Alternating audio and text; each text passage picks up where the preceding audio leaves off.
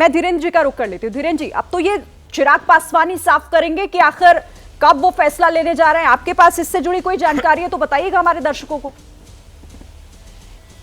देखिए, निश्चित तौर पर हमारे नेता राष्ट्र के लिए सदैव बोलते रहे हैं और जब जब बिहार को आवश्यकता पड़ी है, देश को आवश्यकता पड़ी है, हमारे नेता ने मोदी जी और बीजेपी के कहने पर उनके लिए काम किया है।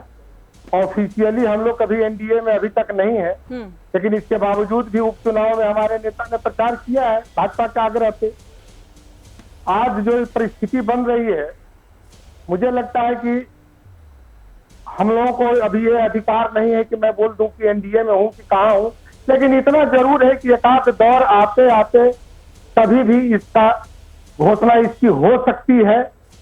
और मेरे नेता के लिए मंत्रिमंडल में जाना और एनडीए में जाना कब नहीं चिराग से रोशन हुआ है। एनडीए 2014 से ही चिराग से रोशन हो रहा है। अब तो बिहार को रोशन होने की बारी आ गई है। इसीलिए बिहार में जो सत्ताधारी दल के लोग हैं उनको दिक्कत हो रही है कि दूसरा चिराग जल गया है, लालटेन कहीं बंद न हो जाए, इस चक्कर में ऐसा बोल रहे हैं। कभी भी सत्ता के लिए हमारे नेता ने कोई ऐसा नीति नहीं बनाया कि किसी के साथ हाथ लगा के मिला लिए और कुर्सी पा लिए।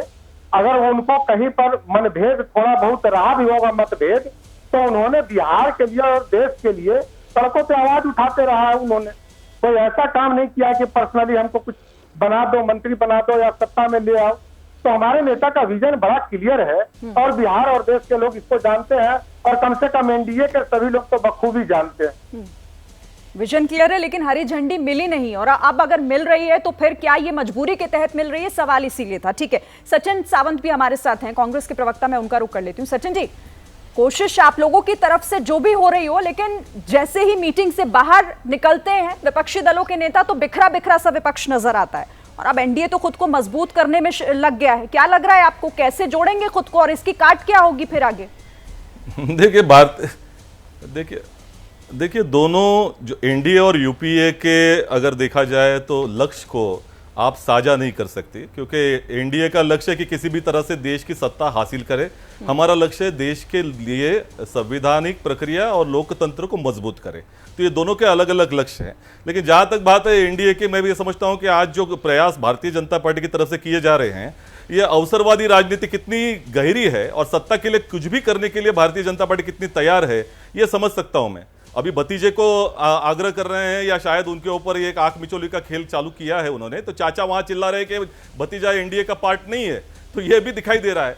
दूसरी ओर जहां तक बात है कि भारतीय जनता पार्टी के तरफ से एक जो मोदी जी की लोकप्रियता का एक गुब्बारा तैयार किया गया है, उसकी हवा कितनी कमजोर होती जा रही है, कम होती जा रही है, यह भी दिखाई दे रहा है। कर्नाटक के चुनाव के बाद और जहां पूरी तरह से दक्षिण के राज्यों में भारतीय जनता पार्टी साफ होती वो नजर आ रही है, बहुत सारे राज्यों में से सत्ता जा रही है, मध्य प्रदेश, छत्तीसगढ़ हो, राजस्थान हो, अभी जो चुनाव आएंगे वहां भी भारतीय जनता पार्टी हारने जा रही है, तो मोदी जी की कुर्सी हिलती हुई नजर आ रही है। तो इसी वजह से जो पुराने साथी छोड़ दिए गए हैं, किस हालात में छोड़ दिए गए हैं, वो छोड़कर अभी उनको साथ में लेने की कोशिश की जा रही है। मैं समझता हूं कि मोदी जी की लोकप्रियता कितनी खोखली है, ये इससे साबित होता है। नहीं, लेकिन कोशिशें आप कह रहे हैं कि जो साथ छोड़कर चले गए, अब वो एक फिर से एक मंच पर आते हुए दिख रहे हैं ना। हालांकि 18 जुलाई को साफ होगा। इसका जवाब अजय आलोक जी से लूंगी, लेकिन हमारे साथ रामकृपाल जी भी हैं। जैसे ही घड़ी का काटा दोपहर 2:30 पे आए, बबीता जी का दिल सास बहू साजिश के लिए मचल जाए।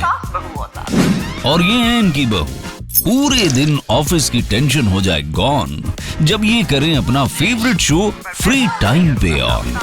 इनकी तरह आप भी देखिए अपना फेवरेट शो अपने टाइम पर और डाउनलोड कीजिए एबीपी लाइव ऐप अपने स्मार्ट टीवी पर।